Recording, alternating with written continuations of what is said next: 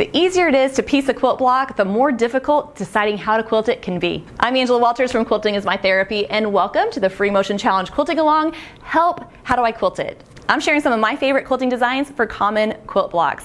And in this video, we're gonna talk about the square in a square block. This block is so easy to piece and it is so fun to quilt because you can create so many different effects with the quilting. We're gonna see how echoing helps show off the sides, see how connecting the dots on those blocks can create a pointy wonder, and we'll learn how to frame elements in your quilt to really show it off. There's so many different things you can do with the quilting, so let's get started. One of my favorite ways to use quilting is to create a secondary effect in the block. Connecting the outer corners of the block with the corners of that inner square will help you create a really cool pointy design. To give you an idea of where I'm going to go, I'm going to start from the outer corner and then quilt to the outer corner of the inner square and the outer corner that's opposite from where I started. And then I'm going to repeat my way back. Now I'm actually going to end up doing that on both sides. The difference is I don't want to have to break thread to get from here to here. So I'm going to incorporate a little traveling around the inner block to make it work. The trickiest part about quilting this design is that those diagonal lines get pretty long. That means I might not be able to see where I'm heading. I'm going to use my ruler to kind of approximate the direction I'm going, and then as that endpoint comes into focus, I might reposition and work smoothly towards it. Now that I made to that point, I know that the next dot is going to be on the inner square. So I'm going to move towards that point, but I'm not going to finish my design quite yet. Instead, I'm going to incorporate traveling to the next corner of the inner block, so I can be more efficient with the quilting design. For just a moment, I'm going to forget this design I've just quilted and switch to the next one that goes to the opposite corners. So I'm going to quilt a line towards the opposite outer corner, and then back towards the inner block, and then on to the opposite outer corner, continuing around until I get back to where I started. At any point, if I'm not sure where I'm going, I can pause and maneuver the quilt so I can see the next point come into focus. Once I get back to the starting point, you can start to see this design begin to form. But what I'm going to need to do is get back to this point over here so I can continue the last line of my design. And I'm going to use stitching in the ditch to get to that point. What I've done is basically hook back into that first design that I was quilting. At this point, if I want to just pause for a second, I can fill in the middle of this block with a different design before I finish it out. And it doesn't matter what I quilt in the center block as long as I return back to the starting point. I think this design is going to look familiar. I used this idea of the mitered box around the outside of one of the plus blocks from week 1. But what I'm doing here is incorporating it inside the block, quilting that mitered line that goes to the corner and back and echoing the sides.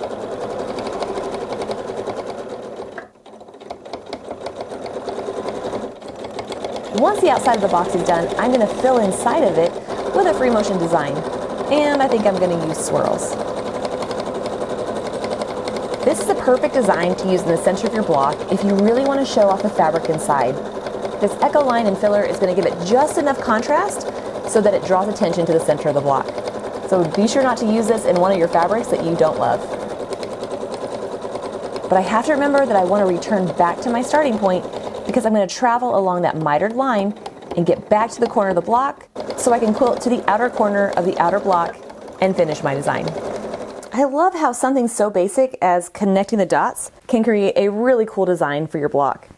Of course, if you wanted to take it up a notch, you can add a filler design in between the quilting and the edge of the area, and I think what I'm going to do is add some wishbone around the outside. Now it does take a little bit longer, but it's really going to draw attention to that part of the quilt and make the design pop. Of course, you don't have to do this. You can stop right here and still have an impactful design.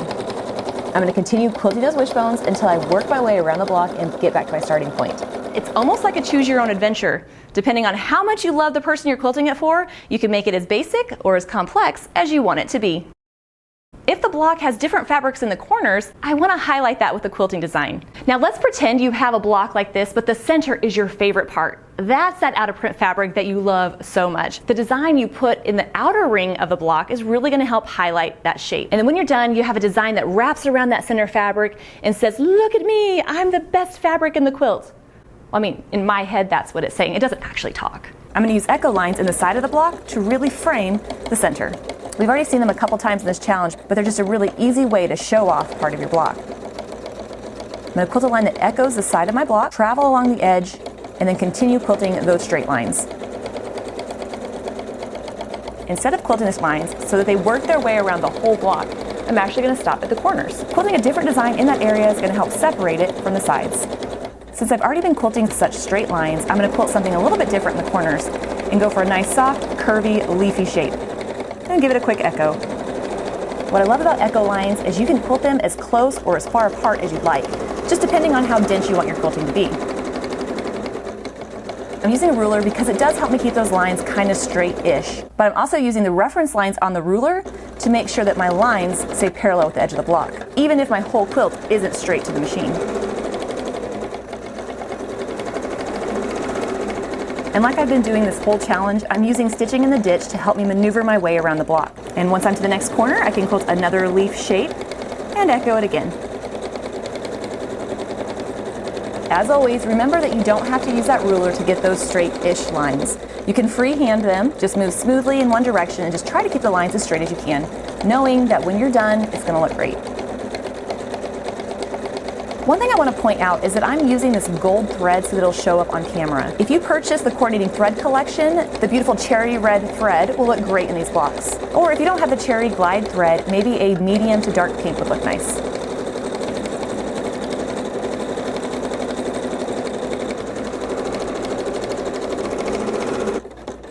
At this point, I'm almost finished with my block. All I have left to do is one last corner piece. But before I do that, I'm going to finish quilting the center so that when I'm done, I can leave this block and move on without having to break thread. One of my favorite designs to quilt in a square this size is a feathered swirl. I'm going to start from one corner and quilt a swirl that works its way towards the center. Then I'm going to quilt half heart shapes using that swirl as my spine.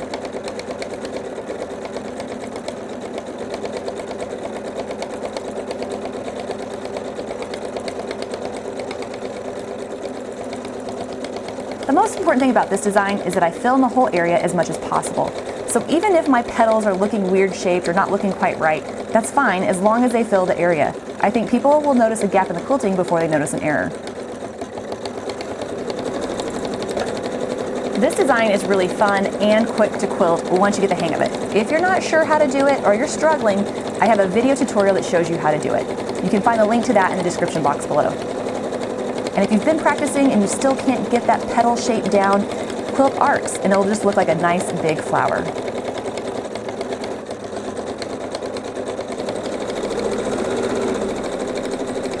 And once I quilt the leaf in the corner, I can travel right along the seam and get to the edge of my block so that I can quickly move on and quilt my next one. Now just because it's a quilt block doesn't mean you can't use an all-over design inside of it. And in this square, in a square block, I'm going to quilt this starburst design. Instead of committing to using it over the whole quilt, you can use it in little bits, which will make it a little bit easier to manage, and you'll be less likely to freak out while you're quilting it. In this block, I'm going to do a little bit of boxy quilting. I'm going to quilt the outside of a box and echo my way towards the inside. Once I get to the center, I'm just going to quilt across to the other side and then quilt the next sides of my box.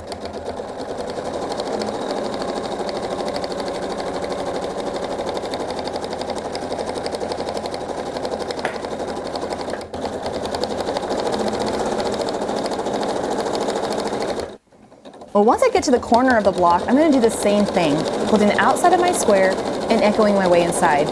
The difference is, when I go to leave the square, I'm just going to head in the direction I need to go, which in this case is to the right.